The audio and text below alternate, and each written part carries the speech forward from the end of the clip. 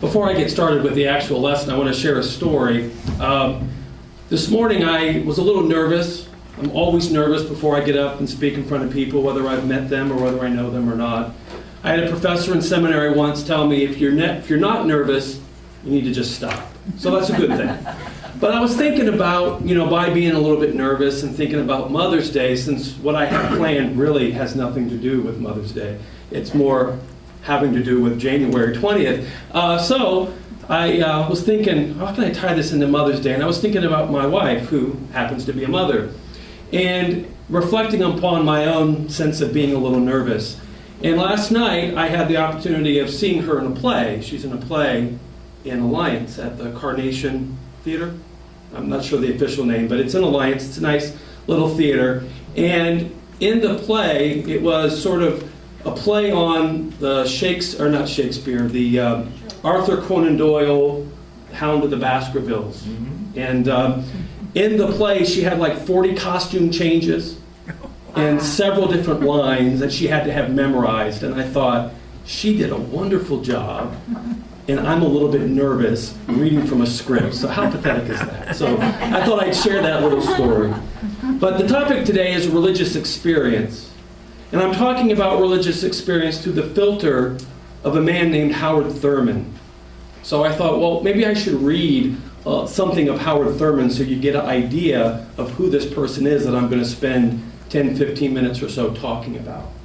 So this book is Meditations of the Heart by Howard Thurman, and this is a poem that Thurman wrote, titled, Life Seems Unaware.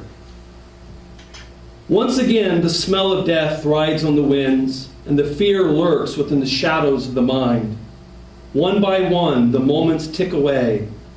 Days and nights are interludes between despairing hope and groping faith. Of this bleak desolation, life seems unaware. Seeds still die and live again in answer to their kind. Fledgling birds awake to life from prison, house of shells. Flowers bloom and blossom, fall as harbingers of fruit to come. The newborn child comes even on the wings of death. The thoughts of men are blanketed by dreams of tranquil days and peaceful years, when love unfettered will keep the heart and mind in ways of life that crown our days with light.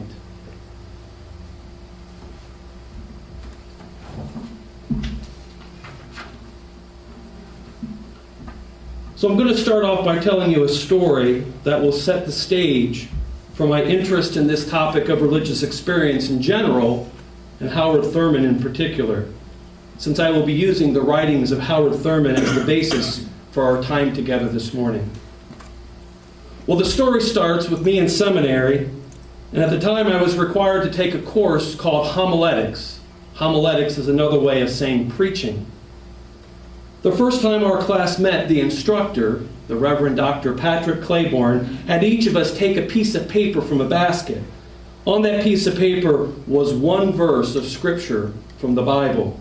We had 5 minutes to read and reflect upon that passage and give a 1-minute sermon on it. That is much harder than you might think. And going into that class, I had this attitude, I've done public speaking before. Why the heck do I need a course in homiletics? We had to read several books in that course. One of the books was called Black Preaching by Henry Mitchell. And I thought to myself, why do I need to read this book? I'm not black. And again, I had a little bit of an attitude. Well, then I read the book, and it changed my life. That's not an understatement or an overstatement. It did. Throughout the book, the author talked about the African American experience, and he juxtaposed that experience with the black church and the black church preaching style.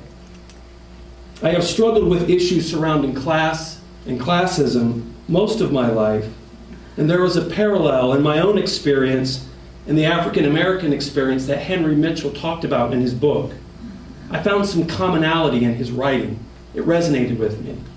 So I met with my professor and I shared with him about the attitude that I had starting out the course, about the attitude I had over the books that we had to read. and the attitude that I had based upon my own ignorance. I also shared that I really resonated with the material in the readings and that I wanted more. He advised me to read Howard Thurman. I took his advice, and I eventually graduated with a Master's of Divinity with a specialization in Black Church Studies, and I'm grateful that I took homiletics early in my seminary studies, and I didn't wait to the end. This is how I started my admiration for Howard Thurman. He wrote a lot about religious experience, which is the topic that I'm addressing now. But religious experience is a difficult topic to discuss. It is always somewhat problematic to discuss something that you can't hold in your hand, that you can't view with your eyes. In our rationalistic worldview, it is often a problem to describe religious experience for fear of being made to feel crazy or delusional. Several years ago, I met with a group of psychologists for a career assessment for ministry, the process that they use to vet clergy to make sure we're not crazy. One of the questions was, do you see or hear things?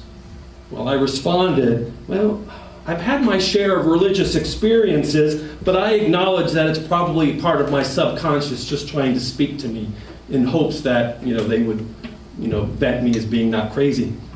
And then she responded, oh, you're fine as long as you don't see pink elephants or something similar to that. That was her response.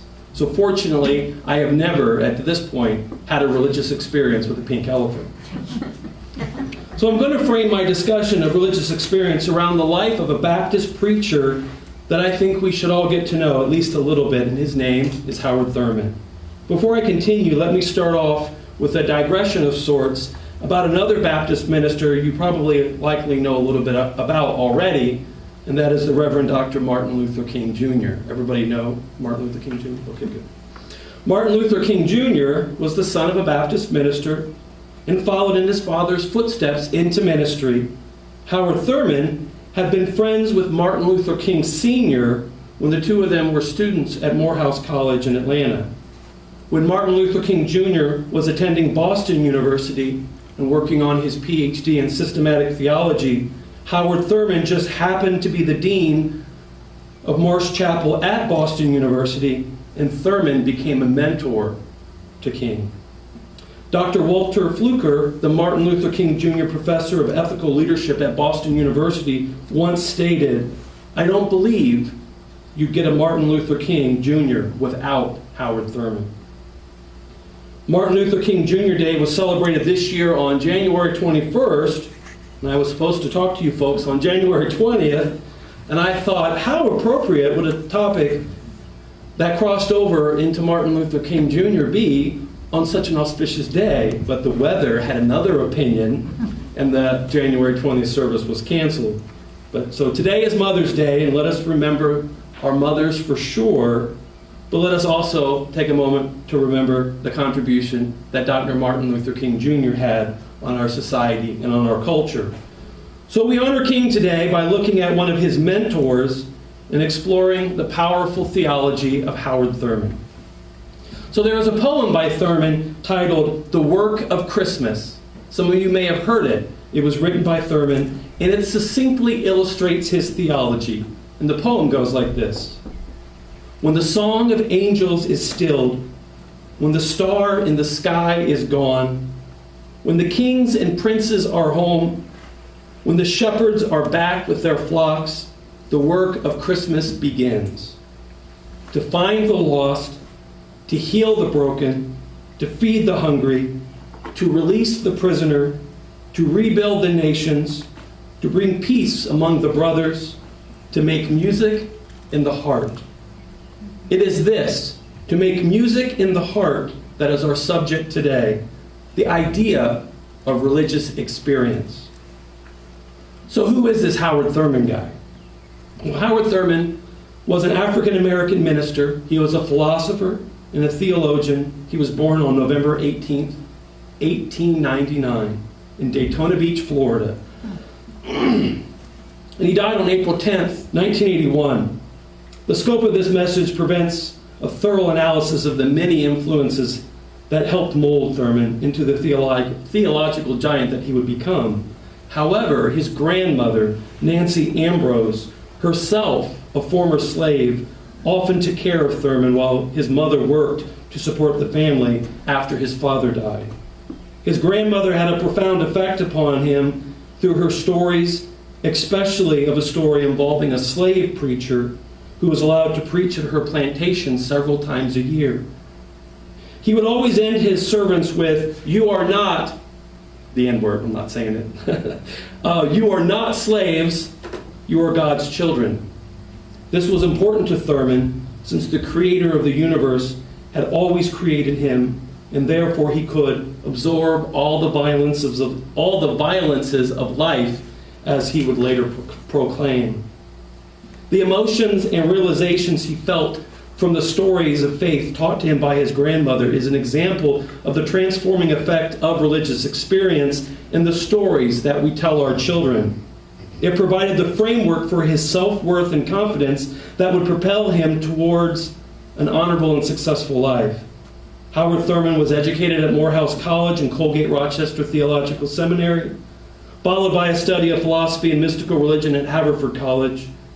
His education and those of whom he learned from was certainly influential upon the development of his own theology.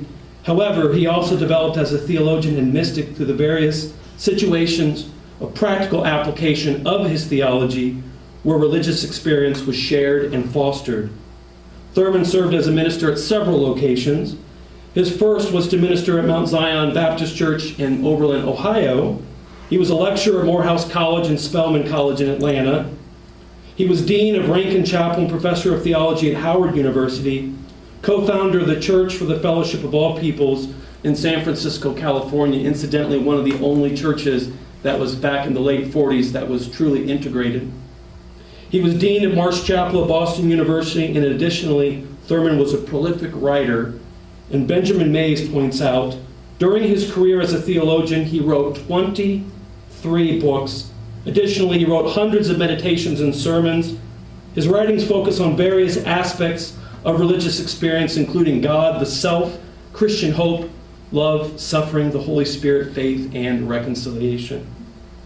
His first book, the greatest of these, was published in 1941, and his last book, his autobiography, With Head and Heart, was published in 1979. Thurman wrote in his autobiography, With Head and Heart, "My study at Haverford was a critical experience, a watershed from which flowed much of the thought and endeavor to which I was to commit the rest of my life. It was at Haverford that Thurman studied under the scholar Rufus Jones, and Jones had a profound influence over Thurman, especially in the area of religious experience, of which Luther Smith writes, more than any other teacher, Jones formed the nexus that religious experience, at its profoundest level, the mystical experience." And Howard Thurman defined religious experience with the following. And there's actually a YouTube video with Thurman saying this in his own words. Thurman says, "Religious experience is dynamic, fluid, effervescent, yeasty. But the mind can't handle these, as it has to imprison religious experience in some way, get it bottled up. Then, when the experience of religious power which goes on experiencing quiets down, the mind draws ahead on it and extracts concepts, notions, dogmas, so that religious experience can make sense to the mind." What Thurman does with this definition of religious experience is give it a uniquely personal composition, in that it is a phenomenon unique to the person receiving the experience. And according to Robert Carroll Williams' analysis of Thurman, for Thurman, reflection was simply to brood over some intuition or insight about the self and about spiritual reality.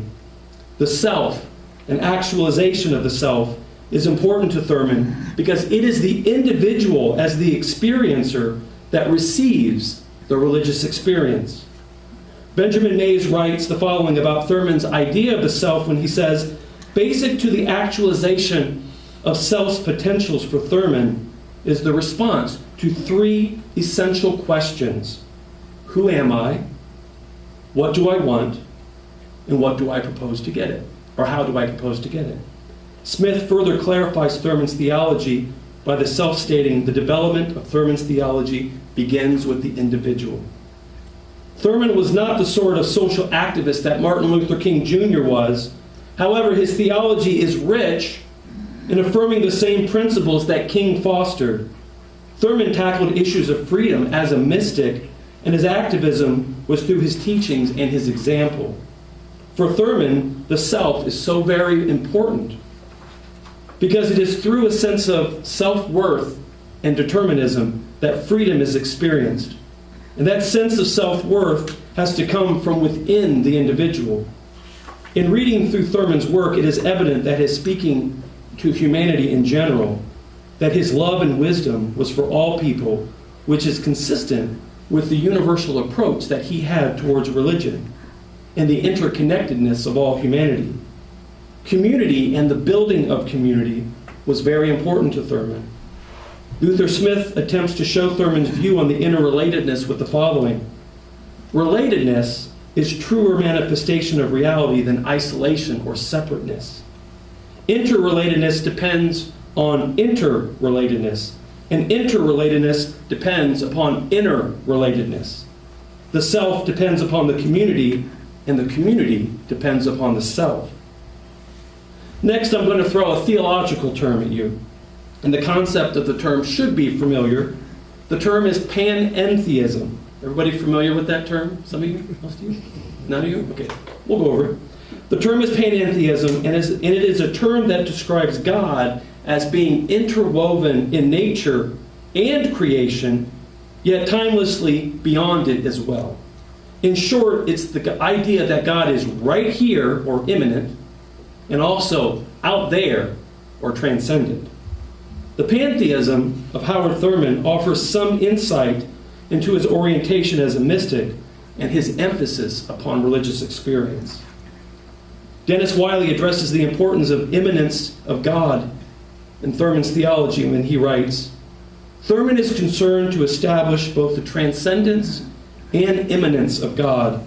God's transcendence is necessary to satisfy the demands of creation. There must be distance and difference between the creator and the creature. But God's immanence is necessary to satisfy the demands of religious experience. There must be a point of contact between God and the individual. For Thurman, it was important to show God as creator. But as Richard Rose indicates, religious experience, he maintains, is a definitive link between the creator and all beings. For Thurman, God is not simply out of space and time, removed from creation, but also present within the created world, and this presence is what makes religious experience possible. Thurman did not discount the notion that God is transcendent. He simply affirmed that God was also personal and social, claiming that God is near, and that God is love. It is precisely through religious experience that the person experiencing God will realize that God is, and to Thurman, this was the importance of religious experience, the experience of knowing that God is. God's immanence is central to Thurman's teaching on religious experience, and Thurman promotes a sense of interconnectedness that surpasses religious traditions and promotes commonality rooted in this religious experience. Alonzo Johnson discusses the common link between humanity when he writes, the major assumption that Thurman made is that there is within each human person a potential for divinity, a potential for divine sonship and daughtership. The idea of divinity for Thurman refers to the degree to which human beings share the will and purpose of God. This goes back to Thurman's view of the self. Richard Rose describes Thurman's theology with intrinsic self-worth comes from the knowing that one is a child of God. In fact, each individual is a particular manifestation of the divine being. Related to Thurman's views on the interconnectedness of humanity are his thoughts on the church and of community. Thurman seemed less interested in denominational claims of truth. Instead, he valued a more universal approach to faith. And as Luther Smith states, the church is important to Howard Thurman because it is Christianity's trustee of religious experience. Smith goes on further to indicate Thurman's effort to promote the interconnectedness of humanity by promoting integration with the positions from Oberlin to Boston. Religious programming was designed to demonstrate that a loving fellowship where individuals sense their common ground with others is more compelling than experiences of separation. Thurman's unorthodox theology, keep in mind this was in like the 1940s, 1950s, and his disdain for denominational formalism have roots in his youth, where he was initially denied baptism within his Daytona Beach, Florida home congregation, a decision that was changed through the persistence of his grandmother. Alton Pollard describes Thurman's disdain for institutional formalities when he wrote, "Thurman would be frustrated repeatedly by the seemingly irrelevancies of organized religion." Doesn't sound like a Baptist minister I've ever heard.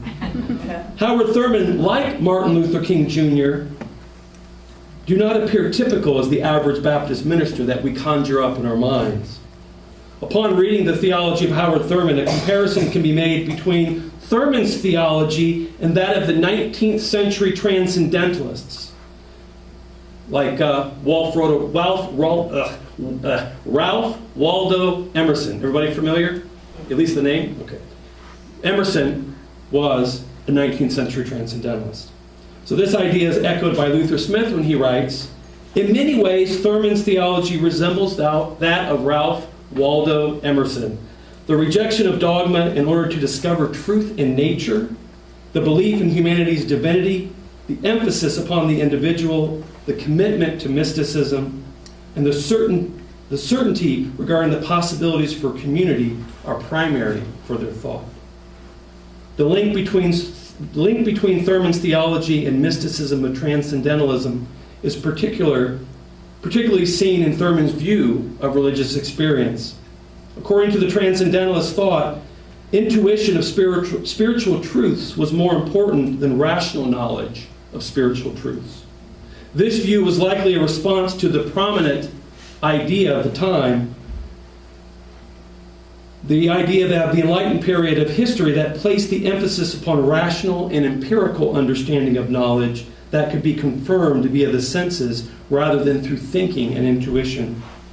Richard Rose addresses Thurman's view on religious experience when he writes, "According to Thurman, the answers to our most profound concerns are not found in the conventional way of the intellect, acquiring information or knowledge about the external world. Knowledge, particularly religious knowledge, is acquired through an inward search where one can commune with the source of being on the most intimate level possible. This placing a value on religious experience as opposed to simply reading about religious truths is seen when Thurman writes, "It is for this reason that when one sees truth in a moment of great insight or lucid encounter must be experienced as true.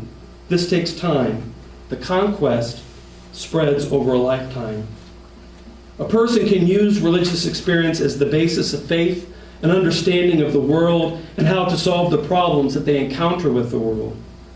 When I had the privilege of serving as minister at a Unitarian Universalist congregation, there was a member of that congregation named Elaine. And she shared a story of a mystical experience that she had while giving birth many years ago. Well, keep in mind that when Elaine shared this story, she was like 96. So that experience that she was relaying happened a long, long time ago. Elaine asked me to give my opinion of her religious experience. And I explained to her that religious experience is uniquely personal. And the experiences that we have up until that time of the religious experience help to form additional experiences. Our experiences influence the experiences that follow one after the other, kind of like a domino effect. This seems consistent with what Howard Thurman taught about the subject. I also explained to her that our body and our minds have a way of dealing with trauma that helps us to make sense out of the world. And this also seems consistent with what Howard Thurman taught when he talked about suffering, when he wrote, "The mind may work out an immunity so that the spirit of the person not only remains undefeated, but is triumphant over his suffering." In the religious experience that Elaine relayed, she talked about how she had died while undergoing a cesarean section, and how she went to a garden and saw Jesus, but was not ready to be taken by him, and how he let her return to her body, newly born child. I advised her that it was not important whether this actually happened, that it is not up to me or anyone else to decide. What was important was how this experience brought her closer to God. This also seems consistent with Thurman's view on religious experience as a vehicle to teach the experiencer of the existence of God and to strengthen one's conviction in that existence through the experience. I believe that I have had my own fair share of religious experiences, although fortunately not with pink elephants. The most profound religious experiences that I have been of my father after he died. 3 experiences came to mind, each offering a different message to me. The first being that I needed to focus on my life and not to fixate on his death. The second was an affirmation that I needed to keep reminding myself. And the third was an opportunity to just focus on being and know that he, my father, was safe and in a better place.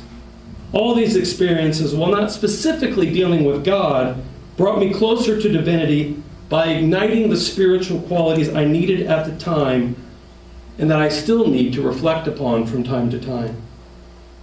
In closing, I leave you with the words of Howard Thurman. Don't ask what the world needs. Ask what makes you come alive, and go do that. Because what the world needs is people who have come alive. Let us pray. Transcendent mystery that dwells among us, the depth of our being, help us to make music in the heart, to be open to religious experience in the diverse ways it can manifest. Help us to witness the dynamic, fluid, effervescent, and yeasty qualities of religious experience. Let us be in community, understanding one another and our interdependence. And let us ask the questions of our own life. Who am I? What do I want? And how do I propose to get it? Amen.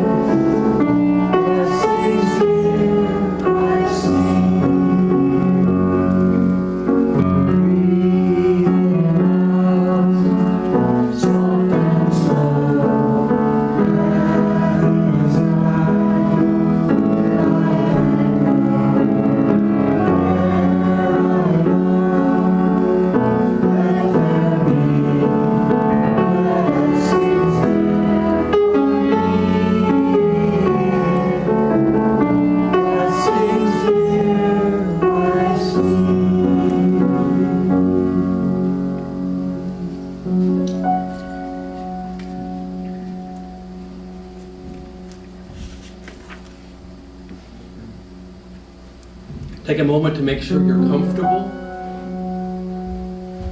Close your eyes if that suits you. And imagine in your mind that you're out in the field.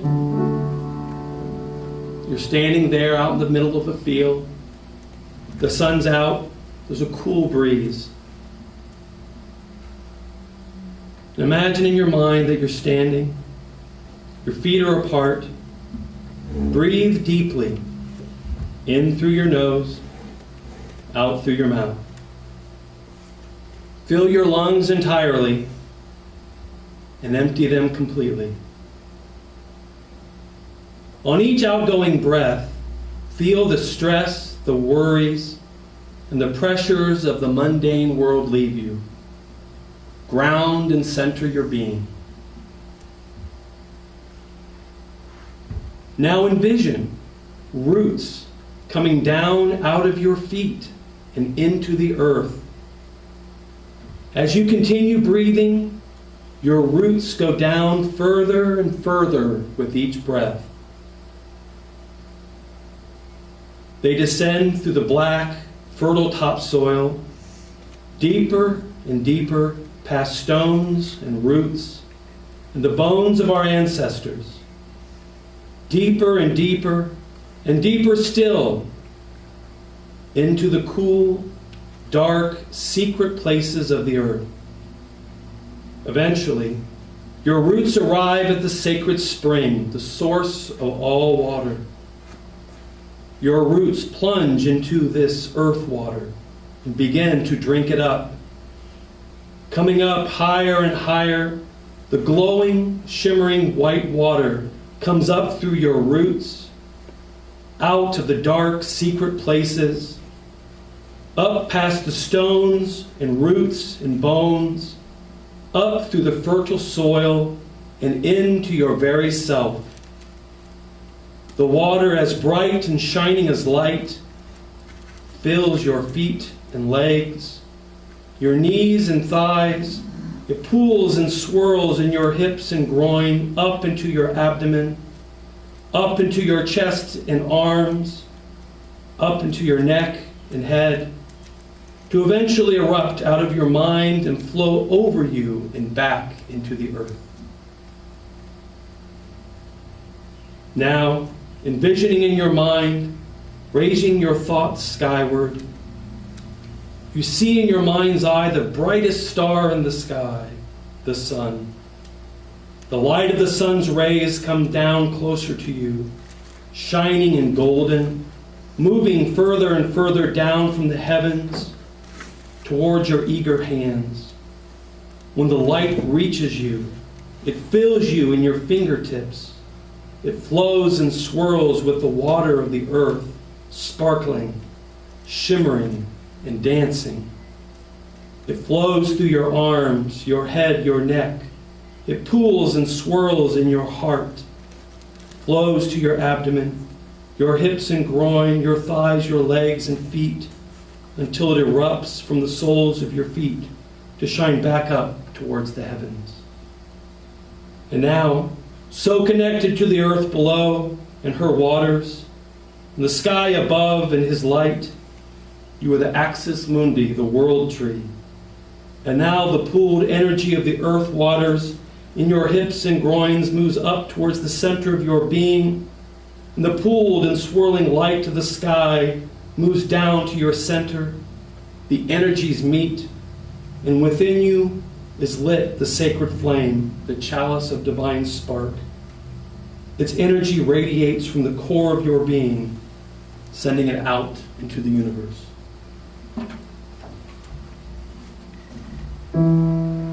Please, if you're willing and able to stand for our song. Yeah, go through this.